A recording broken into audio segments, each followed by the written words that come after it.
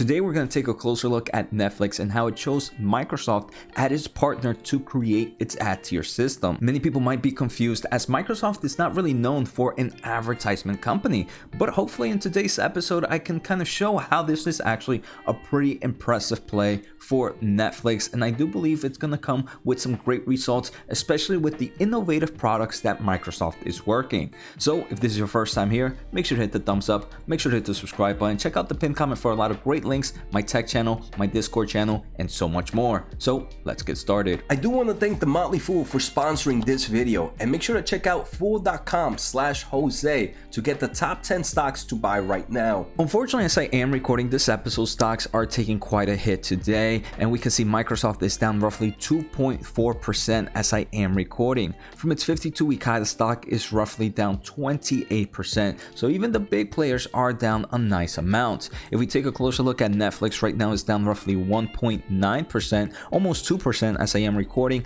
and from its 52-week high, the stock is down roughly 75%. So it's definitely been a huge change for Netflix, and one of the main reasons is they're definitely losing subscribers, so they need to find new ways to kind of either grow the revenue, keep subscribers, or growing subscribers, and one of that ways is through the advertisement tier system that they're working with. So yesterday on July 13th of 2022, Netflix posted this, that they have selected Microsoft as their global advertisement technology and sales partner. The reason being is Microsoft has proven the ability to support all their advertising needs as they work together to build a new ad-supported offering. More importantly, and I think this is where the things, obviously more importantly, but I do believe this is where the reason comes, Microsoft offered the flexibility to innovate over time on both the technology and the sales side. And the technology, this is something that I'm going to show later on in this episode, that Microsoft and some of the gaming companies are actually working on the advertisement side. They were also selected because they do have strong privacy protection for our members.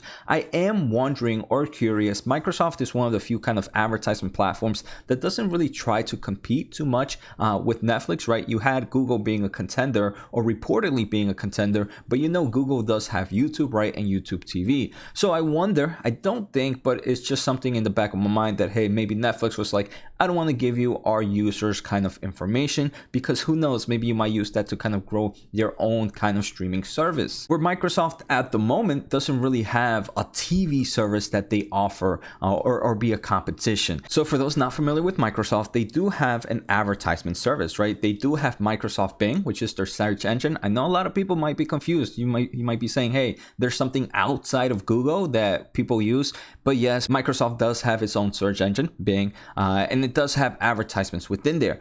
But the company has also recently purchased a company called Xandr from AT&T. And this company, Xandr, is a global programmatic advertisement marketplace. So if you want to learn a little bit more about Xandr, there obviously are some press releases in both AT&T side and Microsoft side that you can read to see how this advertisement data-driven platform has kind of complemented Microsoft's advertisement revenue in the past few quarters. I mean, this report by The Drum mentioned that Microsoft is already delivering ads into lobbies and Xbox-owned medias thanks to the help of ad tech giant Xandr. And here we can take a closer look of a user posting images of how Microsoft right now is advertisement on Xbox kind of platform. So if you turn on your Xbox during their homepage or different pages, you might get hit with different ads. Here we can see an ad from McDonald's and DoorDash being shown to this user. So we can see this is not new for Microsoft, and they're definitely going to provide amazing solutions for Netflix. Now I want to showcase a little bit about future technology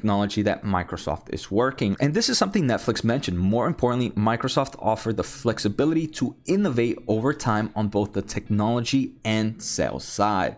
In forms of technology, we have heard previously that Microsoft is exploring on how to put ads in games. And this is pretty interesting, right? Where they're working with kind of gaming companies where if you have an open world game and you see a bus driving around or a billboard, Microsoft is exploring ways to kind of be able to put an advertisement on that bus, on that billboard, in that game. And every player might be hit with different ads based on your search query or the information they have on you. value. This is important because, right, Netflix is focusing on the gaming as well. So if they're focusing on gaming, they can kind of sneak in some ads without ruining the user experience. And who knows, maybe in the future, some of these original streaming contents by Netflix might be able to apply this kind of in-system ads. And I do believe that's where Netflix is enjoying this innovative move from Microsoft. At the end of the day, I am super bullish on Microsoft. This is a company that I own, and I do believe this was a great move for Microsoft because not only do they have a big partner now and have a huge reason to continue to innovate that technology,